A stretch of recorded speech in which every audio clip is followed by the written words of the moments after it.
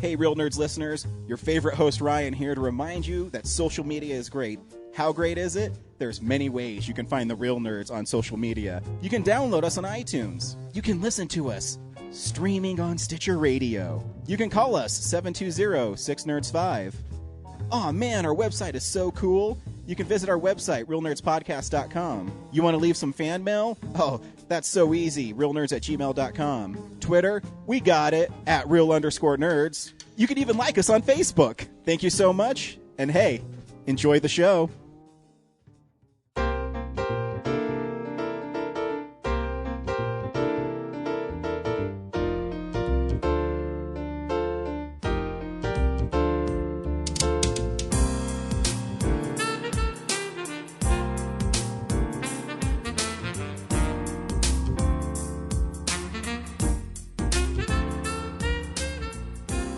Welcome to Real Nerds at Denver Comic-Con 2015. We hope you enjoy the following interview. Matty, are we going? Are we hot? We are hot. Ooh. Well, you're hot. I'm not. You're hot. If you remember that website, Hot or Not? Is that the one that Zuckerberg made up first? Maybe. I don't know who made it, but someone showed it to me. And it's like they just put like the photo and use 1 to 10 rate. Does this person look hot or not? You say hot or not. I would like to know what the world would think about my hotness. You should upload yourself to it. I will. I'll write this down. If it's even still around. Hot or not. I think that's just Facebook. I think that's Tinder now. Because now it's got like a reward system based on it. Yeah. I never used Tinder, so I'll assume. No, you just pick them up straight at the bars? I don't pick up anything. Right Matty, away? Nothing. Oh, yeah. Let me wingman you at this Comic-Con, dude. I spend my weekends at cons. There was speed dating downstairs. You couldn't find the perfect podcast girlfriend. That's so awkward. And plus it's $30, so I don't know. It's $30? Yeah. To like talk to a stinky lady? Well, a bunch of them. Damn. I mean, you go through, you don't just do one, you get to sit through like a whole round table of... Oh, shit. For what I know, I don't know, I've never done it, but... It's pretty fun? I assume it's not. Like rejection in any form is not fun, right? I think it's good for you to be rejected. Yeah? I think there's like a good thing in taking rejection. I like criticism, but I don't know full-on rejection. No, because then you have to... That rejection means like you got to come to the terms with, okay, maybe I can't get everything. Then that's a good thing. Because if I could get everything, I'd be a horrible person. True. And then like that's kind of like a reality. Like, check yourself before you wreck yourself. I don't get everything. I never have that problem. I know, I'm firmly aware that I cannot have everything, so... What if I don't want to do this podcast anymore? Is that a good rejection? What if I go, fuck this? Put my stuff down. I'm going to start to cry. Okay, I won't. That was a joke. No, I'm fine. So I did uncover some stuff at this Comic-Con. Day 3, the final day, Matty's report. What'd you find out? Okay, there's some stuff going on here. Yeah? The steampunk people. Okay, talk about it. They are sponsored by the oil company. They're big oil. They're big gas. Like, the steampunk people got us into Iraq. No way. Because they love that diesel stuff. They like that steam. That's totally against... Isn't steam carbon, though? I don't know what steam is, really. No, steampunk. That's still gas, right? Is that what's the difference? I don't know, but they're sponsored by the oil companies. Steam's based on the railroads, when they would throw coal into an engine and create carbon dioxide, right? And then, move it along. Neither of us are scientists. No. Obviously not. All right, let's pretend steampunk is oil and gas. Continue. But that oil and gas is also steam. They got everything. They're just trying to push out solar power. Right. So by buying a ticket to Comic-Con, it's kind of like slapping Elon Musk in the face. Indeed.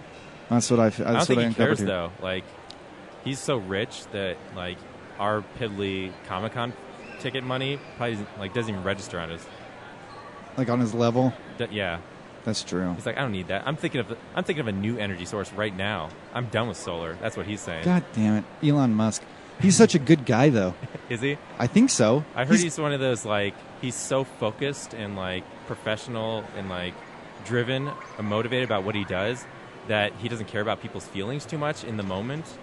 But I'm sure he's, like, pleasant when he's, like, promoting himself. But, like, what I read, this is what I've never met him, so who knows. But what I read was, like, he can be, like, you know, if he wants to get something done and you can't do it, he'll just push you off the side and you're done. That's too bad. I like that kind of mentality, though. I think all the richest people in the world are that way. Don't care about anyone else think. They have a little tolerance for, Just the only person they love is their accountant because it helps them get those monies overseas. Yeah. So you like that mentality. So like as a filmmaker, like if someone can't like shoot something, if you're in my like way, that, fuck you. That's my kind of my thing one as a and done? filmmaker. Yeah. R2T2 wants an interview. Hey R2. Can we interview R2? R2, what do you got to say? Hey R2, how's it going today? Is this hot? I think it's the droid we're looking for. This is the droid we've been looking for. What's that? I wish we had one of those. We unpacked it and we built this stuff with it. Yeah, we'd put a sticker on him and like direct him around the con. That'd be great. Sponsorship. He needs to take up ad space. That would be pretty good. Yeah. How much for ad space? How much does it put us? RT doesn't do sponsorships. He doesn't. I thought about it more than once, but we're a nonprofit, so Yeah. we can't really not do that. That's fair. Yeah. R2's a man of the people. He is. He's not a profiteer. I like him. He's a hero. Thank you, R2. Hey, R2. I think he likes me. He does. He really wants to talk to you, but he can't fit in the booth. No. Sorry, R2. Not this interview. Uh-oh. Uh-oh. Wow. They're switching out the projector module. They're ripping R2 apart. It's the key to his heart. So anyway, keep talking about this the scoop you found. You kind of already Oh, put we're the done? kibosh on it. Oh, God, that's I didn't- why I don't do interviews. I didn't Like, understand- I ruin everything. I'm like negative Nancy over here. No, I just didn't understand steam power, maybe. I don't know what steampunk is, so I was going to try to... Let's invent solar punk.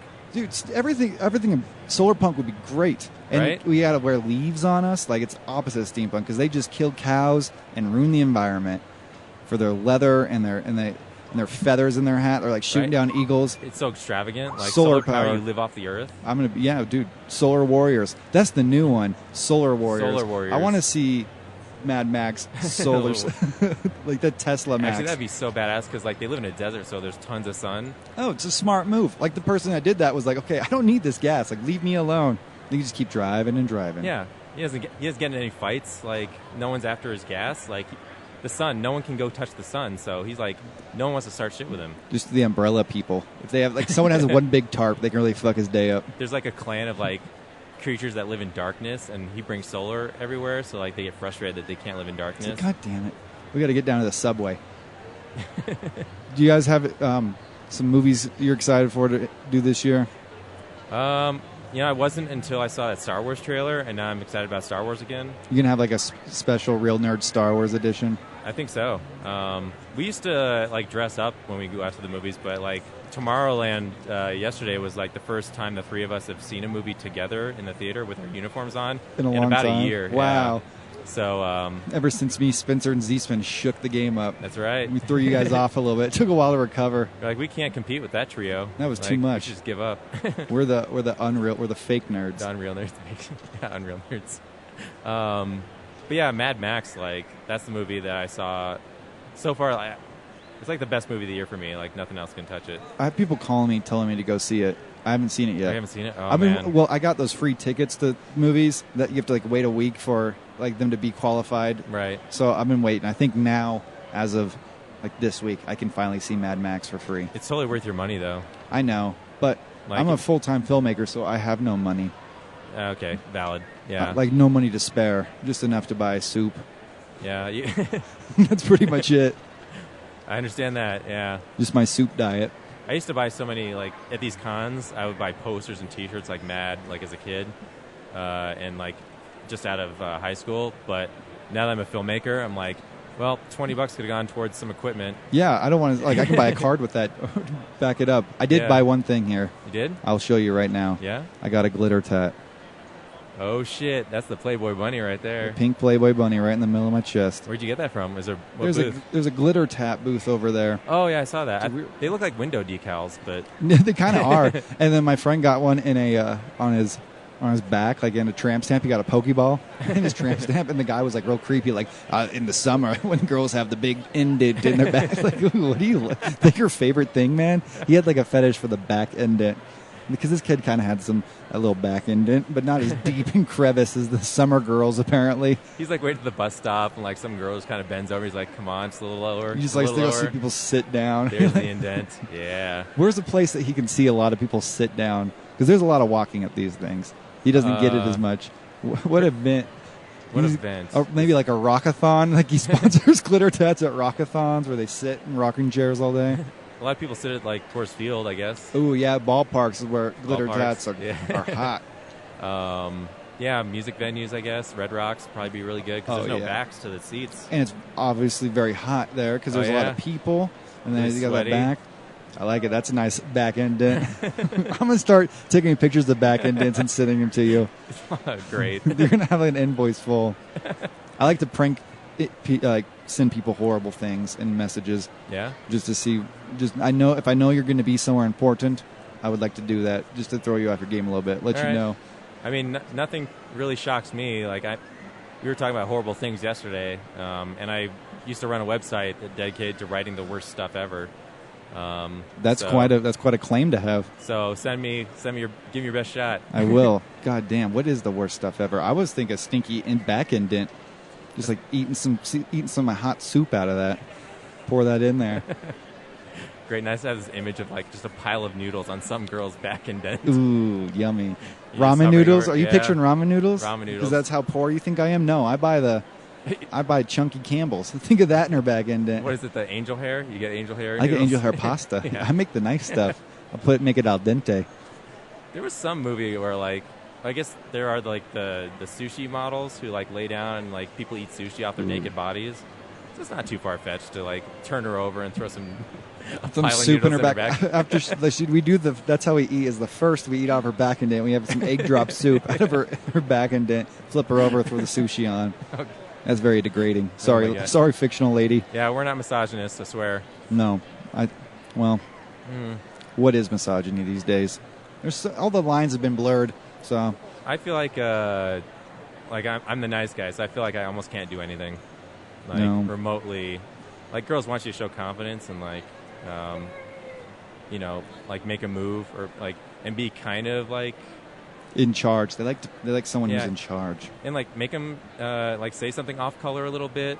Like they like that, but at the same time, like I've been trained like to not do that, and that's like You don't go up and be like, hey girl, let's fuck. never. I have a good idea.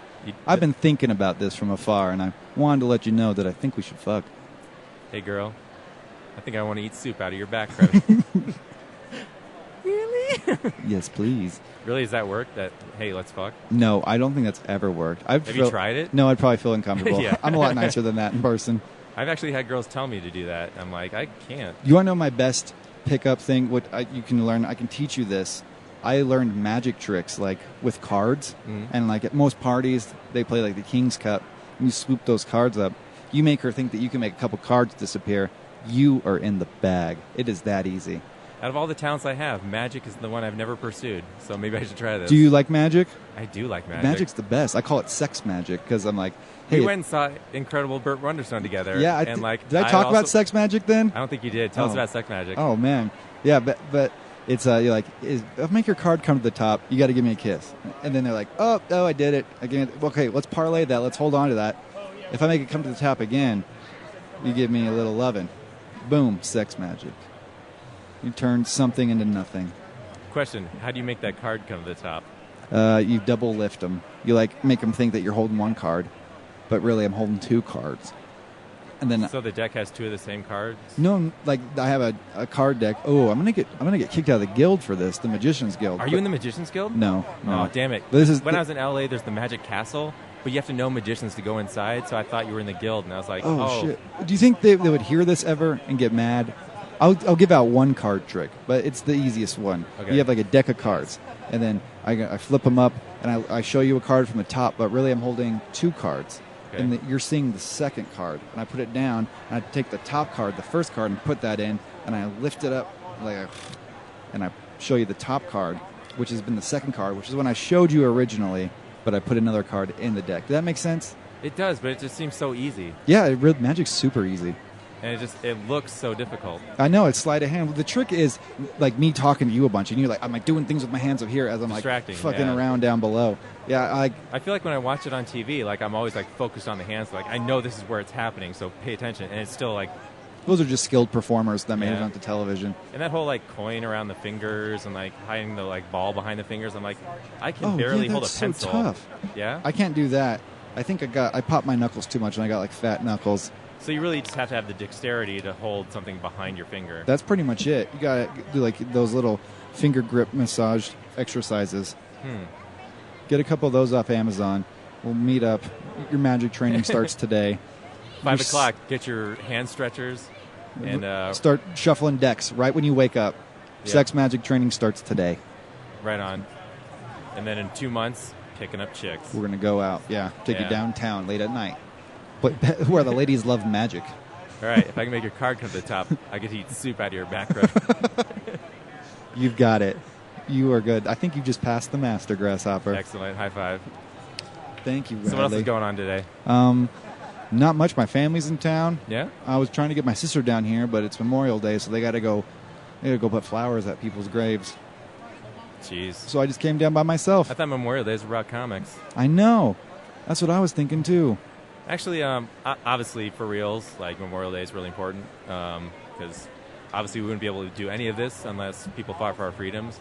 But at the same time, I'm like, I feel like doing this is honoring them because, you know, we're expressing our liberties. Yeah, like we're doing something that they fought for. Like we're enjoying it. So like totally, I love the troops. That's what they wanted. And all the fallen soldiers. God bless you. Absolutely. What do you have any military people in your family? My middle name, I'm actually named after a relative who died in World War II. Wow. So excellent. My dad did Vietnam. My grandfather did World War II. Wow. Yeah, both my grandfathers were there too. Yeah. Oh yeah. Navy, one Army. Oh, Navy. That's the grandfather one. Yeah. So. What would you pick? Would you be in the Navy?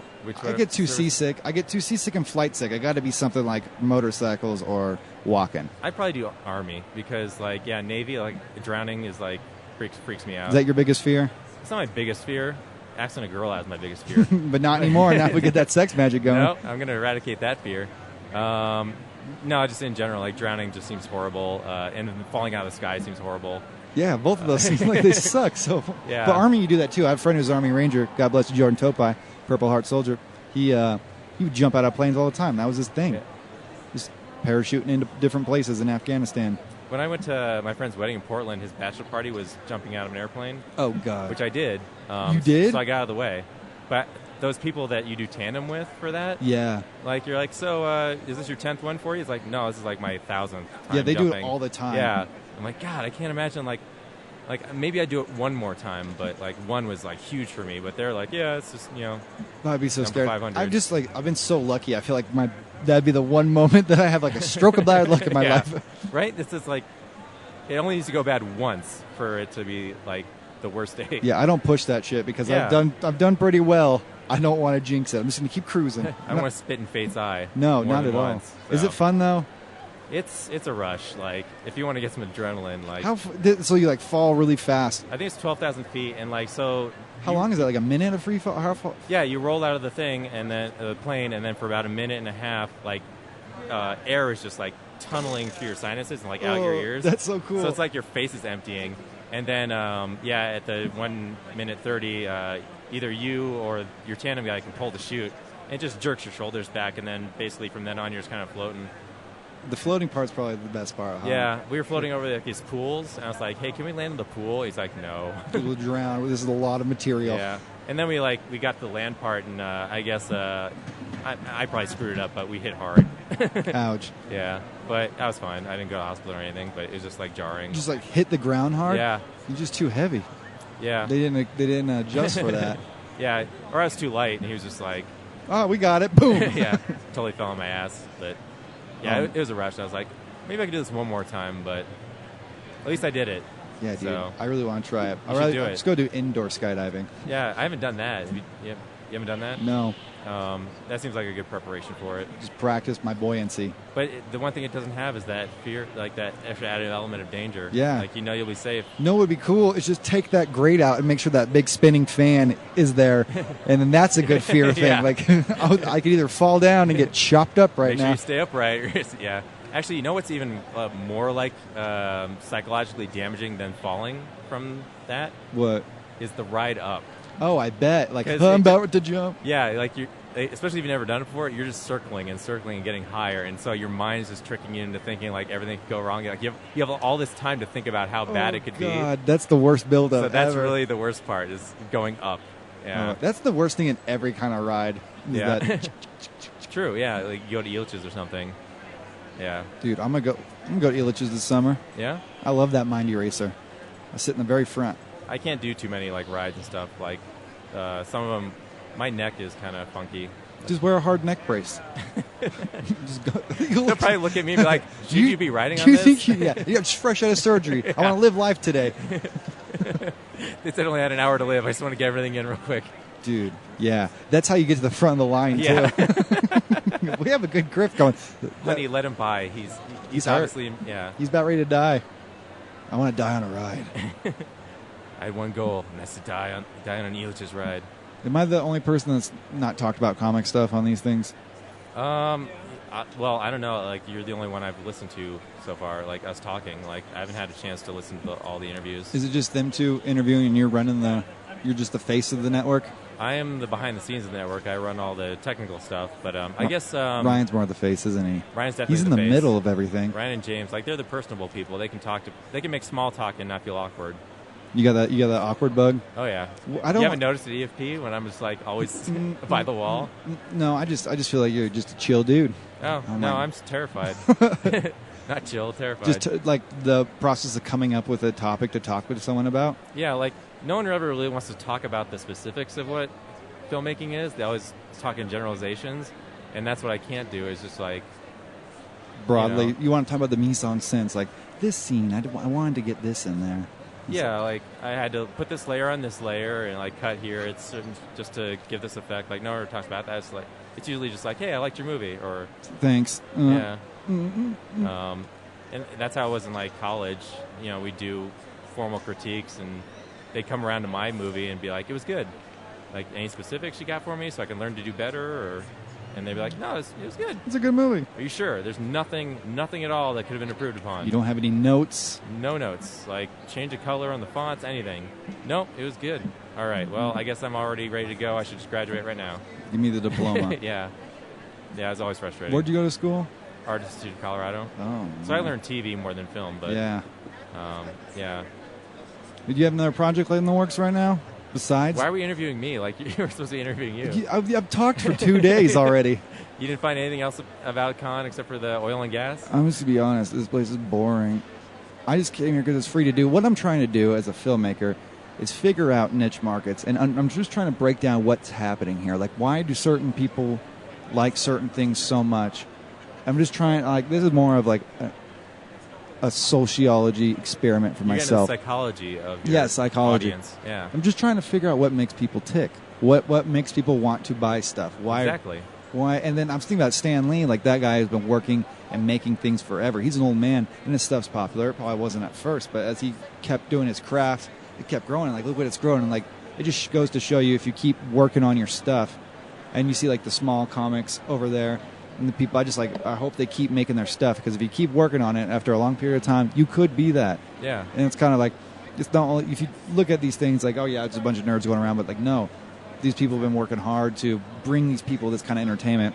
Yeah, And it all just- these artists here, like in Artist Alley, like I go around and see like there's some tables that just have a ton of people in front of them, and then I feel bad, like there's a table like right next to them, they're just completely empty. You're just quiet, and yeah. They do obviously have good work too, but there's just something about it, like the other one has that piece that connected with an audience. And what is that? And Is what what is I'm that trying piece? to figure Yeah. out what that is, and I don't have it. I think There's a lot of people who reproduce like existing things, like the My Little Ponies and the Ninja Turtle stuff, like that's an easy grab. But But there's then how did people My doing Little- original work. How My Little Ponies catch on? Like that shit drives me crazy. I don't know what the fuck is happening. Well, obviously there's the new show, so that helps. But But like the brony culture, like it's cool. I think it's hilarious. But like, how does that evolve? And that's what Yeah. I'm trying to dissect. what about cute little ponies connected to those men? Yeah, I don't know. Yeah. Just the cuteness, probably. I guess there's a certain level of like the spastic humor. I guess is interesting. But See, I'm a Pokemon fan. I think the only thing I really dig here is Pokemon. I love Pokemon. I want to make the first live-action Pokemon movie someday. Yeah. I've been playing Red version and writing it, and like getting like you know how you would read a book and write the screenplay. Fan fiction. And playing the game and writing the whole thing. Poke fiction. I'm making Poke fiction, but I want to sell Yeah, it. we're- I want to make it a real thing. Right on. Yeah, in high school, like Pikachu was my jam. Dude, Pikachu. Oh man, Muck is cool. I always thought he Oh. was funny looking. I should send you my Slave Pikachu commercial. Oh yes, please. I want to make like the Pokemon movie like very human, like animal rights, like the Poke rights activist, and like is it cool to fight? And the guy's kind of going through the problems of that. Sounds a little bit like the Ted 2 plot. Like Ted, the teddy bear, he's fighting for like his civil rights. To Really? be a recognized like human being. That's awesome. So do the Pokemon version of that. Dude, yeah. And it's like I think the ones that like really connect people are like they're funny too. Like these comics, like some have like funny stuff. I also think it's funny that like some booths are just like hot girls taking pictures of themselves in different costumes and selling those. Yeah. That's a thing. And that's something I'll never be able to do. No, we could. I'll never have that body. Dude, what if I had a sex magic booth here? Oh my. Oh. I have a lot of sweet booths ideas that I'll bring. How much does it cost? A lot, or do you like get a vendor's license? Well, Do we do the schematics? Can we tell this, or does it give away the secrets, kind of like magic tricks? no, I mean they openly publish the rates on the site. So like merchants, I think like depending on the size of your booth, it's like upwards of $1,000. Good googly movie. And it goes up every year because it's so popular. And the artists, I think artist table is like $300 at the bare minimum. But as media, like they just give us this whole section, Podcast Peak, for free. Really? Yeah, Dude, I need to get my own podcast. I've always wanted one, but I just don't have the time. I know. You sent me, I sent you cover art, sent you stuff and everything. and then you did one episode, and that was it. Yeah, the Lost Lonely One episode. I had a couple episodes with my friend, and he was in the Navy. He was a Navy officer, and he told me a bunch of secrets about 9/11. I was like, I can't put this shit up there. He was like, I saw the transcripts and like all sorts of stuff. Oh shit! So I was like, I can't have this to be my first episode. I'm going to get killed. I'm going to get I that know. Secret Service on me. CIA is gonna come after you. So I deleted that sucker. But in general, can you say like inside job? Inside job. No, not inside job, but okay. Well, I'll say what he told me that he saw the thing that said, you know, the Flight 93 that went down in the Pennsylvania? it was going towards the White House, Oh, yeah. and fighter jets shot it down. Oh, wow. That's what he told me. Like shots fired, a target acquired, target down. You heard it here, folks. Dude, yeah. Exclusive. Oh We're in shit, this dude, I'm podcast. so scared now. Do you think anything will happen to me? If it happens to you, it's going to happen to me It's too. not even true that I know of. This is an allegedly dude telling me. I'll just bleep this part out. This isn't live, so Oh, I you should can pick bleep it up. out. You should bleep out. I said his name again. You should bleep out the name. Okay, Yeah, just bleep out the name. Yeah. That would be And the funny. information, just to be safe. No, keep the information, Okay. but bleep the name out. Okay. Because I don't know if it's true or not. I didn't see the papers. This is allegedly. This is me. You know, steel doesn't burn black helicopters. I'm not that. I don't think about that stuff. But this is allegedly a story he told me, and I was like, I don't want to have my name tied to this for my Gotcha. first episode of Matty Cast. But I want to do one with Zeist called Beauty and the Zeist. Oh, yeah, With- you're telling me about with this. me and Zeist. Hell yeah. And it's like some sort of love story. I help him find love. I'm gonna help Zeist. Just what we did right now. I'm gonna like vigorously do that to Zeistman. You're going to teach Zeus magic. We should shout out to my boy Zeistman right now. Hey, Zach. How you doing? Hi Zach. Thanks for posting more articles for us. Zach's writing's really good. Yeah. I love reading this stuff. I haven't been able to read too in depth, but like I've read a little bit of it. His new Yeah. Clint Eastwood series is pretty funny. Yeah. I admire him as a film watcher to be able to like watch the movie and then actually like watch it and then write about it. Like he writes about things. Like he's always learning and expanding his film knowledge, and I admire that. He like inspires me to like research a director, watch all his films, and then write about it and see what information I retained. Mm-hmm. I'm not going to write an article, but I'll write like a diary entry about every movie I watch. Really? My pretty diary entry. Yeah. I mean, it's good to do. It like helps you like what you liked about it. Just like this, like I'm going to write about what I thought about these people. Not in a negative way, but like what I thought about that kind of psychology of why these things work. Interesting. Yeah. I'm always going to see movies and then forgetting them like a week later, but like that's what the whole photo project was about. Was like, yeah, it was my version of a diary. It was like trying to remember, like, if I go back and look at the picture or the video, will I remember what happened? Did you do a photo a day? I did a photo a day and 2 seconds of video a day. Wow. Yeah, that's awesome. For 365 days. Wow. But, did you start on New Year's or you just... I started on New Year's. Cool. 2 years ago I did it, but I started like in April, so it went around back to April. But this last time around I started on New Year's, so it started and then ended on 2015 New Year's. That's awesome. And so yeah, now I got to like not look at it and then come back like next year and see if I can remember what happened that day. Based on just by looking at the visuals, see if I can remember the memories and stuff. That's so cool. Yeah. That's a really cool idea. So we'll see. It's like my version of a yearbook, I guess. Nice. Yeah. I like it. It is a yearbook, like literally a yearbook. Nice, man. Right on. Alrighty, let's wrap this sucker up. Right on. Thanks, Matty, for reporting reporting 3 days Dude, of Denver Comic Con greatness and just poor reporting. I would never be good in the media. We learned some good stuff. We learned some secrets about the government. We learned about magic. We learned about steampunk oil and gas. Like this is informative stuff. They're not. Steam is not associated with oil and gas. Apparently, I think they're in cahoots somehow. I think the processing of oil and gas does create steam. There we go. Yeah, in some kind of ancillary function. They're always dirty, like there is oil and gas everywhere, though. The steampunk people in airships. Oh God, that's true. Maybe I'm just talking my ass. I'm having an identity crisis here. At we should this probably place. do some research. Oh God. And those steampunk people have walked by the booth, so we just grab them and ask them, like, "Hey, is there oil and gas in what you do?" Oh yeah, we got no one. Nobody. I see Spider-Man, Magneto. Is that guy steampunky? No, he's from Guardians of the Galaxy. Star-Lord. Yeah. Oh yeah, we had. He's all science and magic. We had R2D2 come by for an interview in this segment too. Is R2D2 steampunk? I don't think so. He looked like he ran on wires. He needs I think just for steampunk, he has to have like an air diaphragm and like a furnace. I do admire the head crabs. I think that's a funny costume from Half-Life. You ever played that game? No, I haven't. But you should run up to that kid and tell me he has crabs. You got crabs, kid. Oh, it's a hat. God, I gotta get me one of Dims. All right, I'm gonna let you go to the bathroom. Thank you, Brad. I don't think any steampunk people are walking by anytime soon. So. No, but anyway. I love you, real nerds. Yep, love you too, Matty. Thank you for listening to this exclusive Real Nerds interview at Denver Comic Con 2015, and we'll see you next year.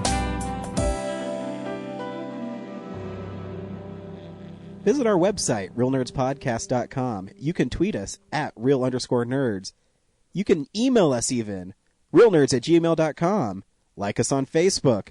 Hey, stream us on Stitcher. You want to call us? 720-6nerds5. And download us on iTunes. Just search Real Nerds. Thank you, Joe Kempter, for the wonderful voiceover, and also Spark Mandrill for the wonderful late-night jazz smooth sounds of movies. You can find him on SoundCloud. This has been a Nebulous Visions production.